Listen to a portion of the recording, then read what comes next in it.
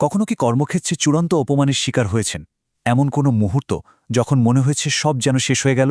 আজ আমরা ঠিক এমনই একটা গল্প শুনব, যেখানে ছুঁড়ে ফেলা একটা ফাইল শুধু একটা চাকরির শেষ ছিল না, বরং এক অবিশ্বাস্য প্রত্যাবর্তনের শুরু ছিল। চলুন দেখি কিভাবে অপমানকে শক্তিতে বদলে নিয়ে সবচেয়ে বড় প্রতিশোধ নেওয়া যায়। এই কথাটা ভাবুন, এটা কিন্তু শুধু একটা ডায়লগ না, এটা ছিল এক ভাঙা হৃদয়ের প্রতিজ্ঞা।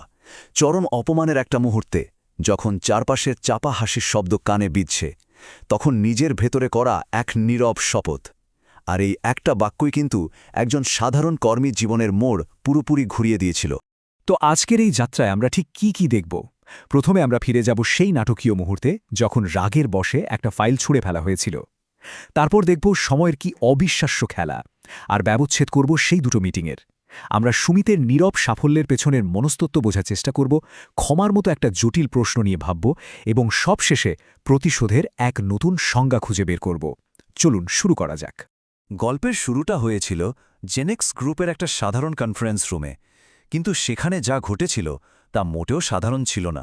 ওটা ছিল একটা ছোট্ট স্ফুলিঙ্গ, যা সময়ের সাথে সাথে এক ভয়ঙ্কর দাবানলে পরিণত হওয়ার অপেক্ষায় ছিল। আচ্ছা, একবার সুমিতের জায়গায় নিজেকে কল্পনা করুন তো। রাতের পর রাত জেগে কফির পর কফি খেয়ে একটা নিখুঁত প্রজেক্ট তৈরি করা হয়েছে। চোখের রাজ্যের ঘুম, কিন্তু বুকে একটাই আশা, তার বস মিস্টার পরীক্ষিত রায় তার এই পরিশ্রমের দাম দেবেন। সে শুধু একটা ভালো অ্যাপ্রিসিয়েশন চায়নি, চেয়েছিল তার কাজের স্বীকৃতি। কিন্তু যা ঘটল তা ছিল একটা দুঃস্বপ্নের মতো। পরীক্ষিত রায় ফাইলটা হাতে নিলেন, কিন্তু পড়লেন না, শুধু তাচ্ছিল্যের সাথে কয়েকটা পাতা উল্টালেন। তারপর সবার সামনে সেই ফাইলটা ছুঁড়ে মারলেন সোজা সুমিতের মুখের ওপর। কাগজগুলো ঝর্ণার মতো ছড়িয়ে পড়ল মেঝেতে, আর তার সাথে যেন ভেঙে টুকরো টুকরো হয়ে গেল সুমিতের আত্মসম্মান। আর সবচেয়ে কষ্টকর ছিল কি জানেন? সহকর্মীদের সেই চাপা হাসির শব্দটা, যা প্রতিটা কাগজের চেয়েও বেশি ধারালো ছিল। এখানেই কিন্তু গল্পের মোড়টা ঘুরে যায়। সুমিত তো চিৎকার করতে পারত, প্রতিবাদ করতে পারত, কিন্তু সে এর কিছুই করল না। সে নীরবে মাথা নিচু করে নিজের পরিশ্রমের এক একটা পাতা মেঝে থেকে তুলে নিল। প্রতিটা কাগজ তোলার সাথে সাথে সে শুধু তার ফাইলটা গোছাচ্ছিল না, বরং নিজের ভেতরে জমে থাকা অপমান, রাগ আর ক্ষোভকে এক জায়গায় করে ভবিষ্যতের জন্য এক অদম্য সংকল্প তৈরি করছিল। এই নীরবতাটাই ছিল তার প্রথম পদক্ষেপ। 5 বছর, খুব বেশি সময় হয়তো নয়, কিন্তু ভাগ্য বদলে দেওয়ার জন্য যথেষ্ট। চলুন এবার সময়ের চাকাকে একটু দ্রুত ঘুরিয়ে দেখি কিভাবে এই 5 বছরে দুজনের জীবনের গল্প দুটো একেবারে ভিন্ন দিকে বয়ে গেল। এই টাইম লাইনটা শুধু দুটো মানুষের ক্যারিয়ারের গ্রাফ নয়, এটা কর্মফলের এক জীবন্ত ছবি। দেখুন, 0 বছরে যেখানে সুমিতকে তাড়িয়ে দেওয়া হচ্ছে, ঠিক 5 বছরের মাথায় সে এক সফল কোম্পানির সিইও। অন্যদিকে পরীক্ষিত রায়ের জেনেক্স গ্রুপ ঋণের বোঝায় ডুবে যাচ্ছে। মানে, যেখান থেকে সুমিতের পতন শুরু হয়েছিল, সেখান থেকেই তার উত্থানের বীজ পোতা হয়ে গিয়েছিল। আর পরীক্ষিত রায় নিজের অহংকারের চূড়া থেকে সোজা পতনের দিকে এগিয়ে যাচ্ছিলেন। দৃশ্যপট কিন্তু এখন পুরোপুরি বদলে গেছে। এবার মঞ্চ ফিউচার ভিশনের ঝা চকচকে অফিস। এখানে পরীক্ষিত রায় আর বস নন, তিনি একজন সাহায্যপ্রার্থী। তার চোখে অহংকার নেই, আছে ভয় আর অনিশ্চয়তা। তিনি জানেনও না যে মানুষটির হাতে তার কোম্পানির ভাগ্য নির্ভর করছে সে আর কেউ নয়, তারই ছুঁড়ে ফেলা সেই কর্মচারী। এই না জানাটাই তো এই মুহূর্তের সবচেয়ে বড় পরিহাস। এখানেই গল্পের ক্লাইম্যাক্স। আসুন আমরা এই দুটো মিটিংকে একটা মাইক্রোস্কোপের নিচে রাখি। 5 বছরের ব্যবধানে ক্ষমতার ভারসাম্যে যে কি অবিশ্বাস্য পরিবর্তন এসেছে, তা বোঝার জন্য এই তুলনামূলক আলোচনাটা খুব জরুরি। এই টেবিলটা দেখুন, এটা শুধু তথ্যের তালিকা নয়, এটা ক্ষমতার পালাবদলের এক নিখুঁত ছবি। প্রথম মিটিংয়ে পরীক্ষিত রায় ছিলেন ক্ষমতার শীর্ষে, আর দ্বিতীয় মিটিংয়ে সেই ক্ষমতার কেন্দ্রে সুমিত। প্রথমবার অ্যাকশন ছিল ফাইল ছোড়া, যা চূড়ান্ত অসম্মানের প্রতীক, আর দ্বিতীয়বার অ্যাকশন জল দেওয়া, যা মহানুভবতা এবং নিয়ন্ত্রণের প্রতীক। মানসিক আবহটা অপমান থেকে লজ্জায় বদলে গেছে। আর ফলাফল, প্রথমবার সুমিত চাকরি হারিয়েছিল, আর এবার পরীক্ষিত রায় তার সম্মান ফিরে পেলেন। একেই হয়তো বলে সময়ের কিন্তু একটা প্রশ্ন তো থেকেই যায়, সে প্রথম দিন সুমিত কেন চুপ ছিল? এটা কি তার দুর্বলতা ছিল, নাকি এক গভীর কৌশল? চলুন তার এই নীরবতার পেছনের মনস্তত্ত্বটা বোঝার চেষ্টা করি, কারণ এখানে কিন্তু সাফল্যের আসল রহস্যটা লুকিয়ে আছে। এই প্রশ্নগুলোই আমাদের সুমিতের চরিত্রের গভীরে আর তার দীর্ঘমেয়াদী পরিকল্পনার দিকে নিয়ে যায়। সে কি দুর্বল ছিল, নাকি অনেক বেশি কৌশলী ছিল? উত্তরটা হল, সুমিত দুর্বল ছিল না, সে ছিল বুদ্ধিমান।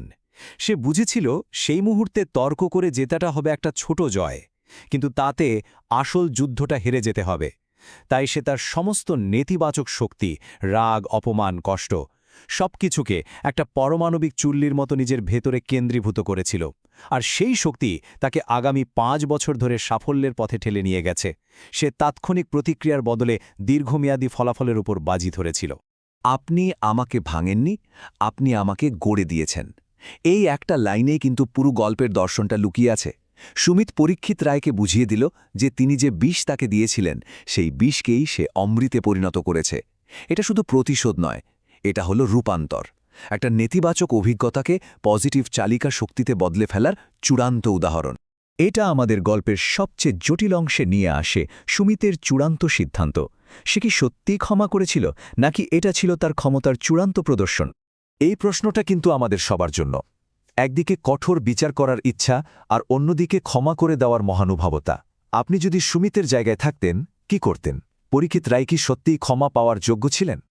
আসুন এই বিতর্কের দুটো দিকই একটু ভালোভাবে বুঝি। এক পক্ষ বলবে পরীক্ষিত রায়ের মতো টক্সিক বসদের শিক্ষা দেওয়া উচিত। তাকে সাহায্য না করলে হয়তো ভবিষ্যতে অন্য কোনো কর্মচারী তার অপমানের শিকার হতো না।